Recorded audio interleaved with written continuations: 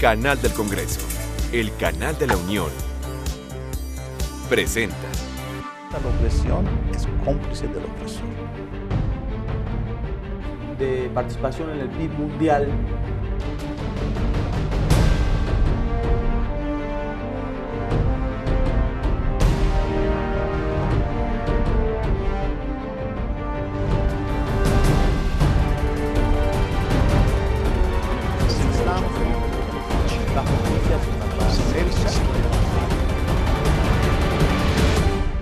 Bienvenidos a Vértice Internacional, es un gusto saber que nos acompañan el día de hoy.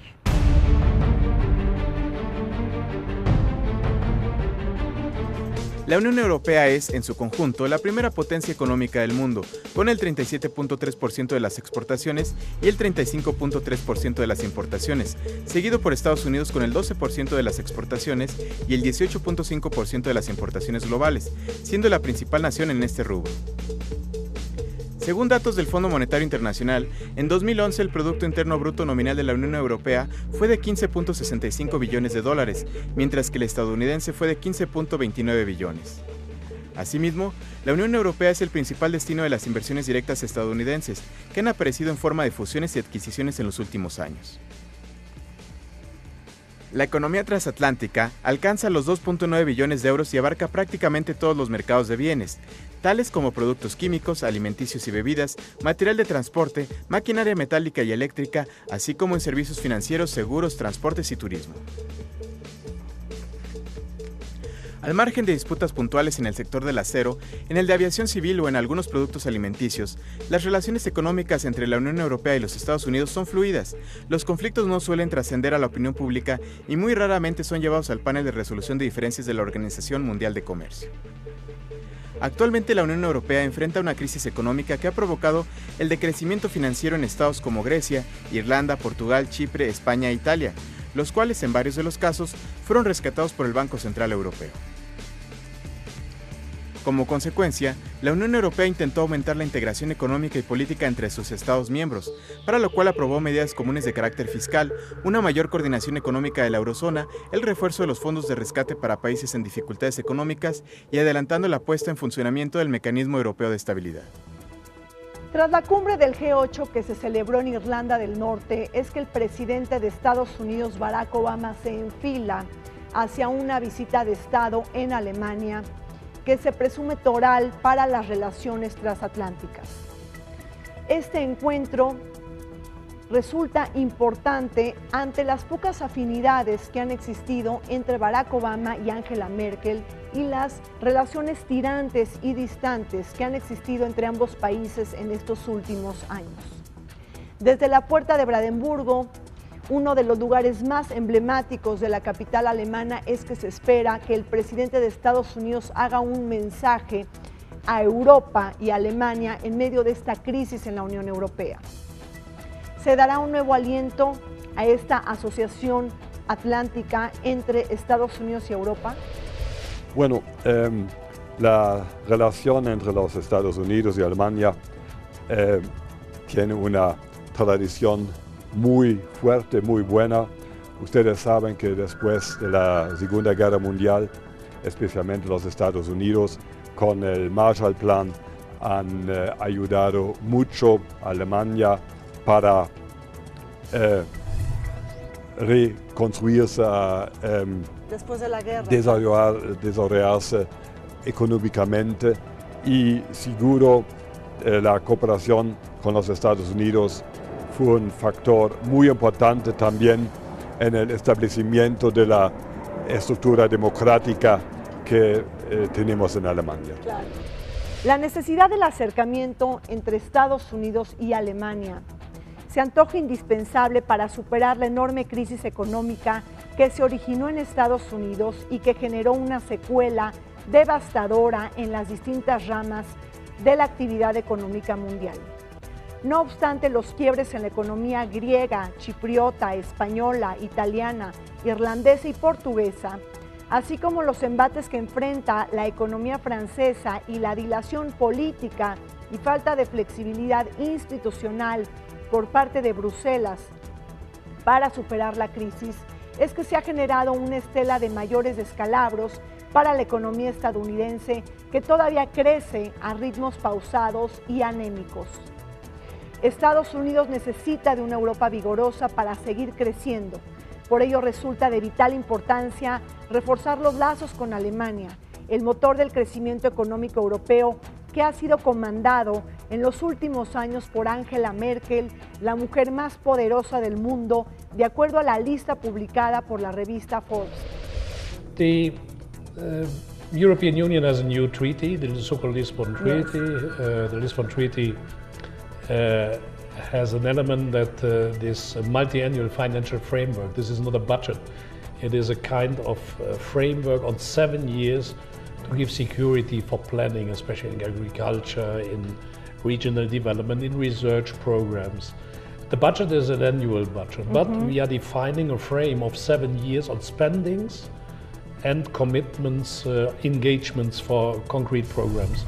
First of all, the figures between the engagements and the overall amount of the money made available for the spendings is too high. It is in reality a budget framework with a deficit. A deficit, by the way, of 52 billion euros. The European Parliament is not prepared to allow that the European Union repeats on the Union level what the member states made as a mistake. La alianza transatlántica entre Estados Unidos y la Unión Europea, que se busca extender en este mundo complejo y multipolar, es que tiene como cimiento base la segunda mitad del siglo XX, cuando Estados Unidos se erigió en la indiscutible gran potencia mundial tras el fin de la Segunda Guerra Mundial. Ante una Europa devastada, se anunciaba el histórico Plan Marshall, la movilización de recursos estadounidenses para apoyar la reconstrucción europea, impedir su insolvencia y prevenir la expansión del comunismo, suscitando las condiciones idóneas para reforzar los regímenes prodemocráticos en el viejo continente. Si bien los vínculos transatlánticos se forjaron alrededor de la amenaza soviética, más adelante las relaciones económicas y el entendimiento común se basaron en una comunidad de valores compartidos como el libre mercado, la democracia y los derechos humanos. Otro capítulo central en esta historia transatlántica ha sido la creación de la Organización del Tratado del Atlántico Norte, la OTAN. La alianza militar dedicada originalmente a garantizar la seguridad de Europa Occidental y evitar el expansionismo del Ejército Rojo, que pronto recreó el Pacto de Varsovia como una organización paralela que debían vencer. Con la caída del muro de Berlín y el ocaso de la estructura bipolar, las relaciones transatlánticas sufrieron una crisis de identidad y el desafío mayor de redefinir su misión en una nueva era de las relaciones internacionales, en donde los desafíos de la seguridad colectiva global y la inseguridad económica mundial los unen en aras de enfrentar el convulso siglo XXI.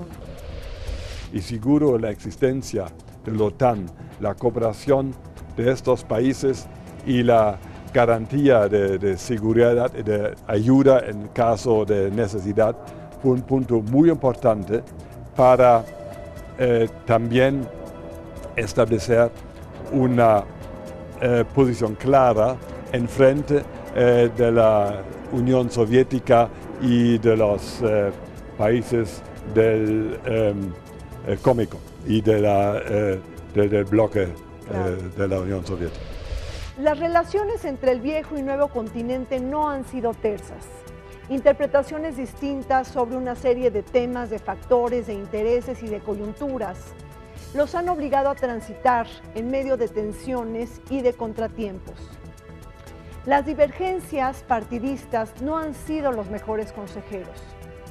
En los últimos años, el presidente de Estados Unidos, Barack Obama, ha criticado férreamente la postura de austeridad que ha asumido Angela Merkel para enfrentar la durísima crisis económica que se vive en el viejo continente y ha preferido acercarse con el presidente galo François Hollande. Sin embargo, más allá de estas visiones políticas y diferencias ideológicas, lo que es importante es que estas relaciones transatlánticas tienen que trascender estas coyunturas inmediatistas para reforzar esta alianza que ha sido clave y que tendrá que solventarse en este siglo XXI. Hubo, un entusiasmo con la llegada de Obama a la Casa Blanca, pero ha habido una desilusión, sin duda, por una serie de cuestiones, lo que se percibe todavía como un unilateralismo norteamericano, este programa de espionaje PRISM, que a los alemanes sin duda les evoca las prácticas y las escuchas de la Stasi, el tema del uso de drones para atacar a los militantes de Al-Qaeda. La promoción de una agenda atlántica reforzada y renovada quizás encuentre un punto de acción en la cumbre del G8 y más adelante en el viaje que haga Barack Obama a Alemania. El primer ministro británico David Cameron, quien preside por cierto los trabajos del G8, ha declarado que hay una posibilidad real muy importante de generar un acuerdo de libre comercio entre Estados Unidos y la Unión Europea. Una iniciativa que no está hueca y que encuentra sustento en esta última declaración que hiciera Barack Obama en su último mensaje del Estado de la Unión, cuando habló del inicio de las negociaciones entre ambos bloques para llevar a cabo una alianza transatlántica de comercio y de inversión. TAFTA es como algunos especialistas ya le llaman a este esquema de integración. Bueno, hasta ahora no tenemos un tratado de libre comercio entre la Unión Europea y los Estados Unidos. Lo tenemos con México y esta es una ventaja muy grande para los dos lados. México también tiene la integración en NAFTA con los Estados Unidos y Canadá. Entonces, para nosotros sería muy importante de establecer una cooperación económica en el marco de un tratado de libre comercio con todos los países en el norte de América, que es México, los Estados Unidos y Canadá. Renovar el liderazgo comercial de Europa y reforzar la vocación competitiva entre ambas economías más importantes del mundo parece ser una noticia positiva cuando cunden bajas expectativas de enrolarnos en la senda de la recuperación económica sostenida. Un potencial tratado de libre comercio transatlántico pudiera eliminar los aranceles y otras barreras al comercio de bienes y servicios, así como la necesidad de armonizar regulaciones y normativas que dificultan la generación de negocios entre ambas regiones, drenando con ello mejores números en materia de crecimiento económico, empleo y niveles de competitividad, justamente cuando estamos atravesando el 5º año de la peor crisis económica mundial desde 1929. De entrada se estima que la firma de un acuerdo aumentaría en medio punto porcentual el producto europeo. Se estima también, son estimaciones, que al menos los intercambios entre ambas orillas del Atlántico se incrementarían en un 28%. Pues recordemos que hoy por hoy el comercio transatlántico representa todavía el 54% del Producto Bruto Mundial. Un tratado de este calibre tendría repercusiones globales, debido a que ambas economías representan cerca del 50% del PIB mundial. Si los vaticinios se cumplen, el TAFTA, como muchos le llaman, derrochará un crecimiento anual al bloque europeo de cerca del 0.5% de su PIB y generaría ganancias de cerca de 113.000 millones de dólares a los estadounidenses, según Karel de Gucht, el comisionado de comercio de la Unión Europea. Dividendos que tendrán un efecto arrastre en México y Canadá y hacia otras correas de transmisión que afloran en un mundo globalizado e interdependiente.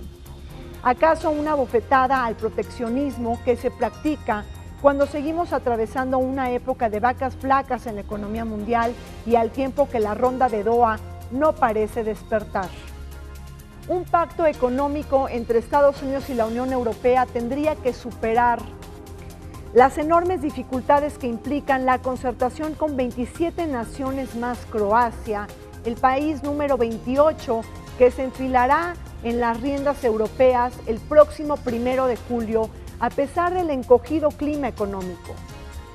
Además, se requerirá de enormes dosis de voluntad política para superar los temas más espinosos que bordean la agenda de la agricultura, subsidios, servicios y propiedad intelectual, entre muchos otros. Por otro lado, habría que asegurarse que los altos mandos europeos y sus líderes en Bruselas otorguen el beneplácito correspondiente para formalizar un acuerdo económico con Estados Unidos.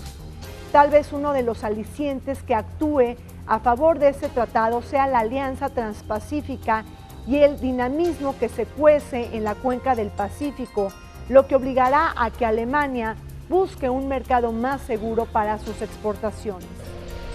Yo lo veo viable, todavía sigue habiendo resistencias, notablemente la resistencia francesa, clamando lo que llaman la excepción cultural, de manera de preservar la cinematografía francesa del embate de Hollywood, por ejemplo. Hay líneas rojas que no se pueden cruzar, va a haber puntos de controversia, sin duda, bueno, la agricultura será uno de ellos. Para nosotros, China es un socio comercial extremadamente importante, pero también un competidor muy importante, y por esto observamos siempre con gran atención los desarrollos económicos en China. Sabemos que los chinos exportan muchos productos bien baratos, pero también a veces tenemos problemas con la piratería. Es un punto de preocupación. En esta guerra comercial, México enfrenta presiones competitivas cada vez mayores. Hasta ahora no hemos sido invitados a participar en este acuerdo comercial entre Estados Unidos y la Unión Europea. Una mala noticia que nos resta posicionamiento en cuanto a nuestra condición que tenemos con Estados Unidos como nuestro principal socio económico y con el que tenemos firmado un tratado de libre comercio de América del Norte. Tampoco podemos dejar de lado lo que nos advierte el Ministerio de Economía y Tecnología en Alemania, que habla sobre este potencial acuerdo, sobre sus posibles efectos y dimensiones, y deja claro que aquellos países que disfruten de un tratado de libre comercio, ya sea con Estados Unidos o con la Unión Europea, podrán ser los grandes perdedores. En ese sentido, México, Chile y Canadá ya están apuntados en la lista. Sabemos que México tiene un gran interés en estas negociaciones. Seguro tiene un efecto directo para México, pero francamente en este momento no veo una posibilidad para integrar a México directamente en estas negociaciones. Depende de los dos lados. Hay que recordar que nosotros tenemos un acuerdo de libre comercio y de diálogo político con Europa que ya, bueno, data desde el año 94 y que sin embargo pues ha sido un cascarón vacío porque ha sido poco utilizado. Habrá que ver cómo se pueden insertar o cómo se pueden compatibilizar estos acuerdos de libre comercio entre regiones. Yo siento que sí, sin duda nos veremos afectados. En 2013 se cumplen ya los 5 años del inicio de la crisis económica en la Unión Europea. Y con ello el proyecto de integración supranacional más ambicioso del mundo, que no ha podido disimular su inseguridad y su crisis identitaria. Una crisis que ha estado alimentada por muchas otras, como la crisis de la deuda soberana, la fiscal, la bancaria y la de competitividad. Y que de alguna manera pues han estado envueltas en una clase política que también ha dilatado la toma de decisiones. Además, la sacudida europea también ha ensanchado los diversos desequilibrios que hay entre países y regiones. No olvidemos a los países del norte, que son más prósperos e industrializados, que contrastan con los países periféricos del sur. Está provocando serios resentimientos en los países del sur, en España, Grecia, Portugal, la Irlanda, que no está en el sur, pero bueno, forma parte de este grupo de los PIGS, que consideran que están haciéndoles pagar el precio de la crisis a un precio altísimo, ¿no? Vemos que Portugal está rematando sus ferrocarriles nacionales, Grecia ha cerrado su canal de televisión pública, España está privatizando también a precios de remate de sus aeropuertos, los recortes en el gasto social pues han tenido unas afectaciones muy serias incluso en la salud pública de los europeos del sur. To get out of the debt crisis in the European Union, I want to say to people here, we will get out of the crisis. Our crisis is not a currency crisis. Our currency is strong. Our economy is strong. What we must do as Europeans is we must improve our political system.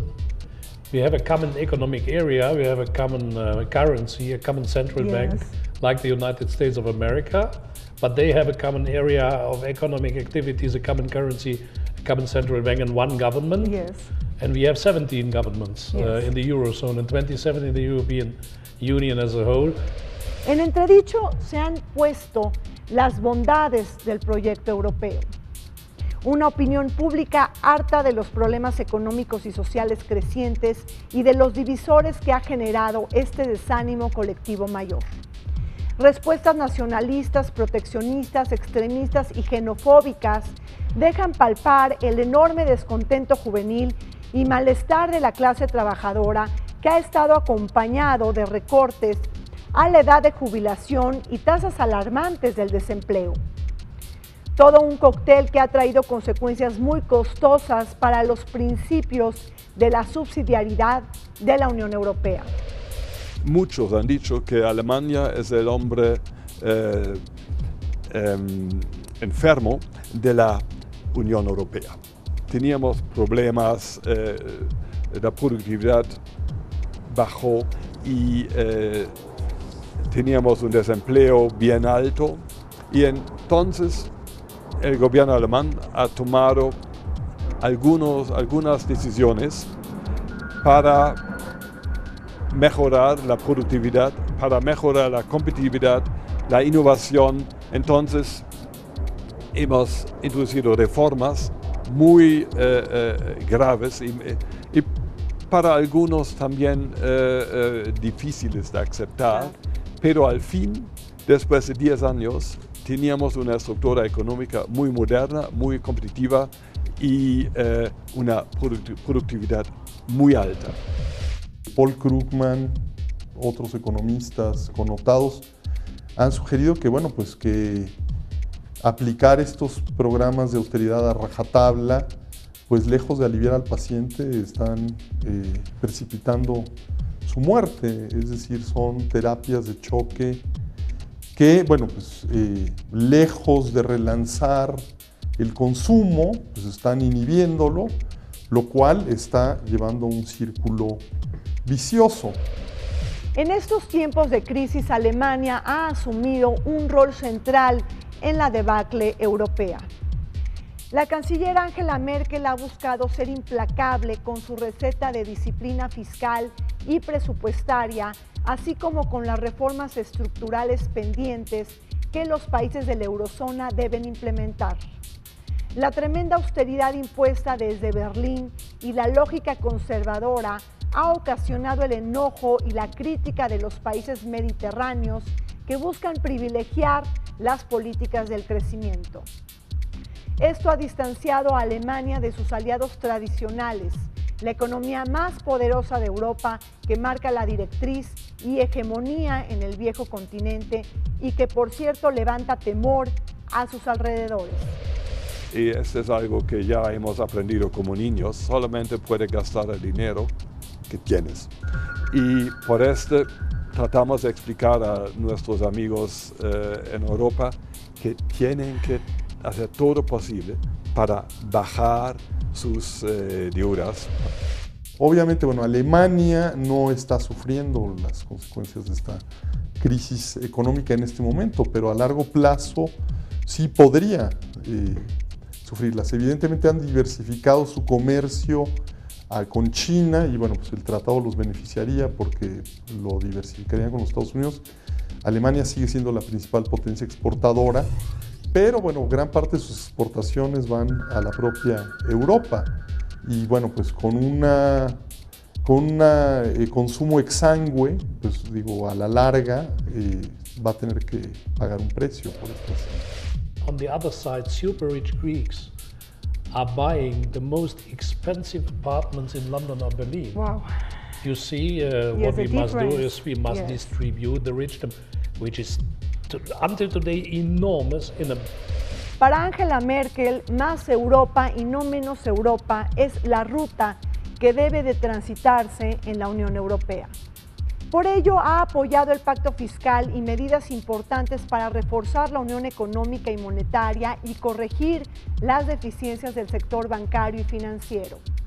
El país germano tiene un interés de coadyuvar a solventar los desequilibrios macroeconómicos y crear nuevas instituciones de vigilancia regional debido a que mantiene enormes intereses económicos en la Unión.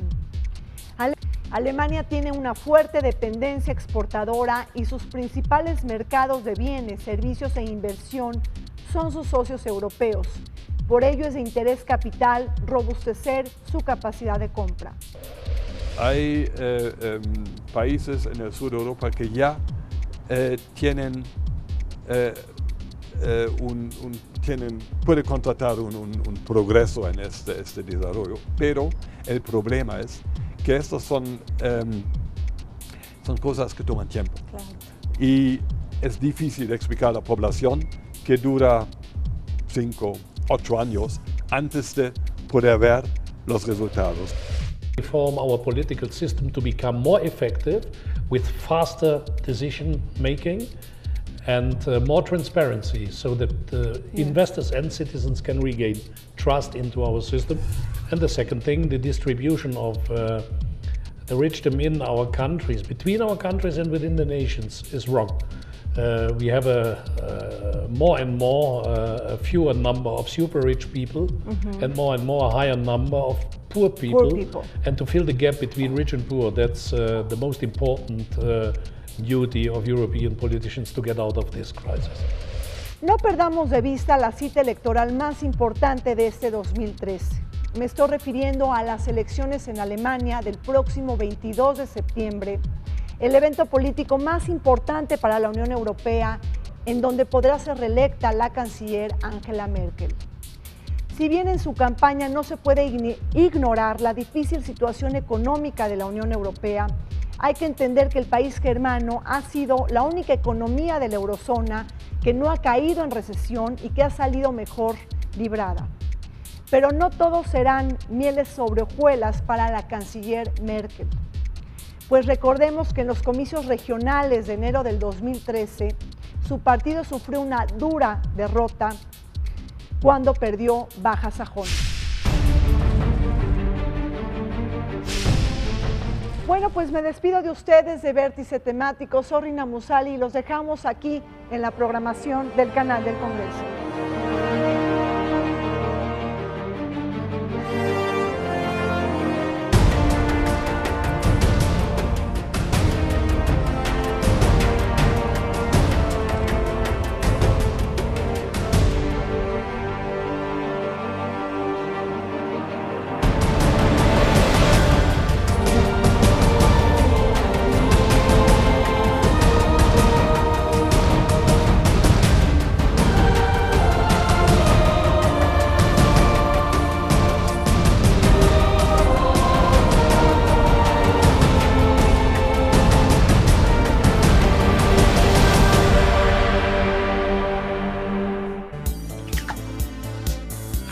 Canal del Congreso, el canal de la Unión. Presentó.